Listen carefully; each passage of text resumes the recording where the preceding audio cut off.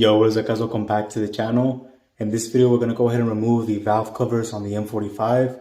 I did notice like some type of leakage on the bottom portion of the valve covers. So I believe that the gasket on the valve covers are bad. And I did look at the bolts already. It doesn't look like they've ever been removed. So we're going to go ahead and take those off. I did order the gaskets already, so they should come in today.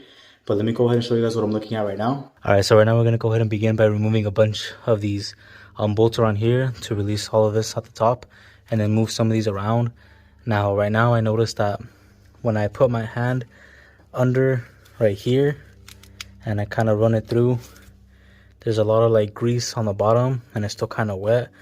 Now here you can kind of assume that they dropped some of the oil and then it went down, but they wouldn't drop any back there. So when I ran my fingers over here towards the bottom, you can still see that there's some like oil that is still wet right there, as you can see. So there might be some oil escaping from the valve cover. So that's why I want to go ahead and take these off and put some new gaskets on there, see if that helps with the oil consumption. So we're going to go ahead and begin removing the valve covers. So let's go ahead and start doing that.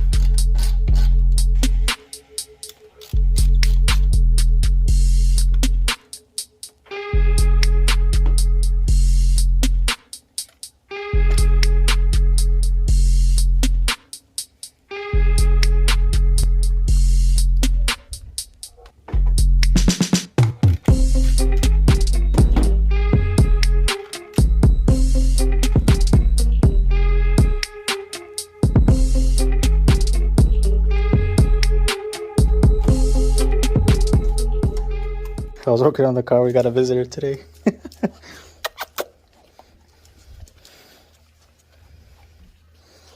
Poor guy. You okay? He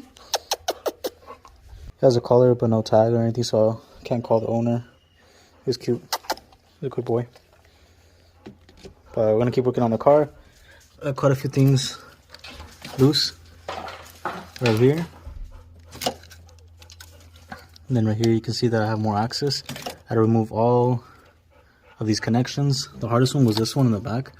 You just gotta push it right here and it'll release it. And then you got the rest of these for the sensors and the back. And then this one, I didn't remove these right here. I just removed this top one, and then it's gonna allow me to pretty much pull it up.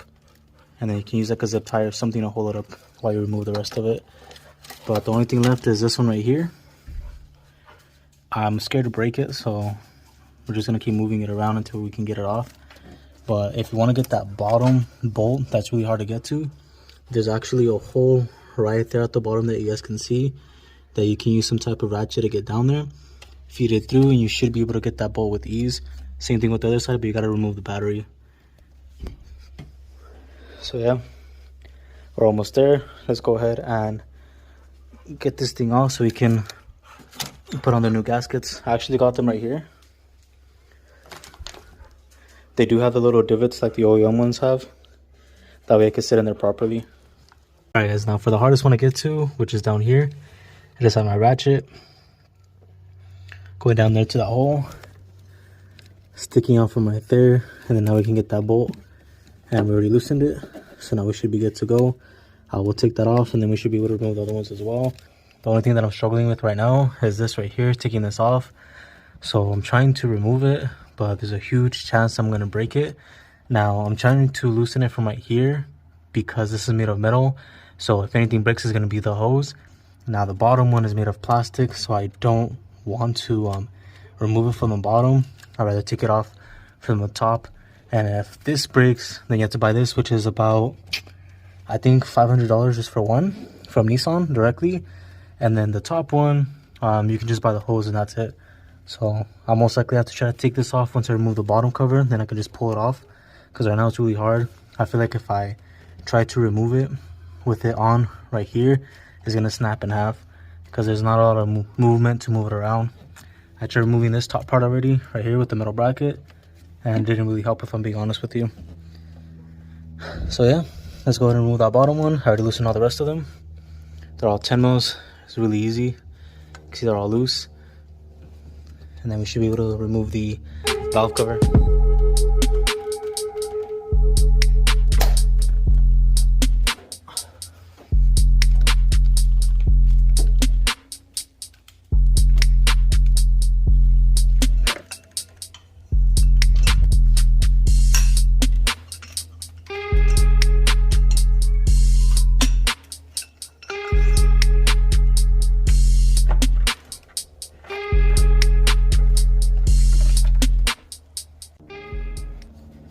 Alright, so not sure if you guys can really see that, but the bottom portion of the valve cover right here, you can see that it's really wet on the gasket all around it.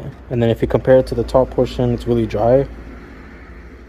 Now the bad thing is we broke the top part right here. I'm gonna try to fix this. I mean, it's only this portion right here, which is like the vacuum, so we should be able to fix it with some JB Weld. If I can't find a valve cover, I know these things are like $500, I'll try to fix this one. If not, we'll have to purchase a new one. So right there at the bottom, you guys can kind of see that there's a lot of buildup right here going all the way down. So it is possible that there was a leak down there. And then I was planning on removing or replacing the valve stems that are inside the seals, but in order to remove the camshaft, you have to take off this front portion, and that's a lot more work.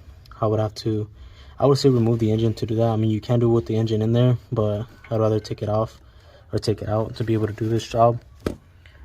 But it kind of gives you an idea how it looks down here.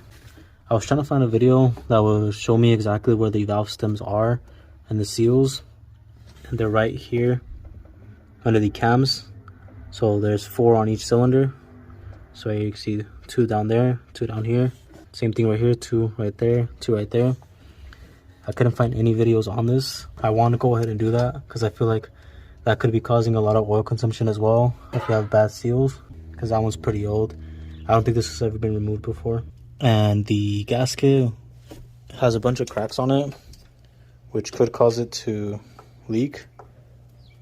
And not only that, the bottom portion of the gasket was really wet on the seating part, like this end right here, in comparison to the other side. So the bottom was filled with oil.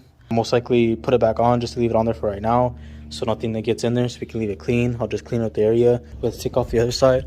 The other side might be a little bit easier, but it has a hole as well at the bottom, so you can access it like I did the other side, but you'll have to remove the battery. But this one doesn't have as much like brackets on here, so it should be easier to move out of the way. And my phone is about to die, so I'll end the video here, and then I'll pick it up once we get the other gasket, or we get the valve covers. So I'll pick it up later on. Alright guys, so update on the car. I took out the battery, and right there at the bottom, you can see that hole. Gives you easy access to that bolt. So right there you guys can see it. It's been removed. So there has been a change of plans with the car and replacing the valve covers. We're actually going to stop here, and we're going to go ahead and pretty much do a complete engine rebuild on the M45. So that does mean that the car is going to be sitting here for a while, and let me tell you why I've decided to stop and do the engine rebuild. So right here you guys can see that these spark plugs are completely filled with oil at the bottom.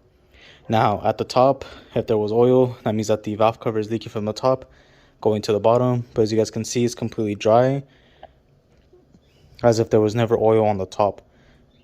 And now if you look at the bottom, it's completely wet, filled with oil. So that means that there is a problem, and there's quite a few things that this can mean.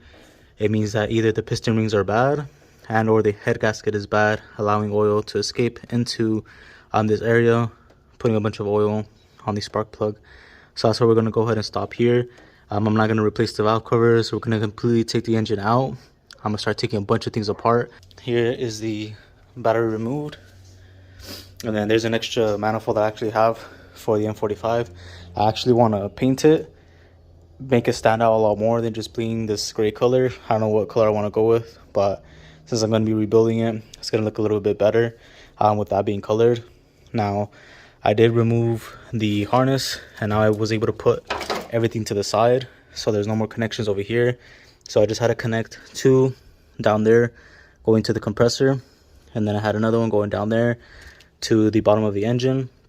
And then there was a few more right here, and then there was also a few more on this side right here, and then another one right here.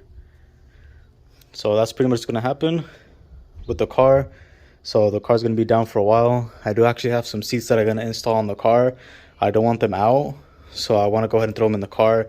Even though we're not going to be using the car, I just want to get the old ones out of there so I can get rid of those.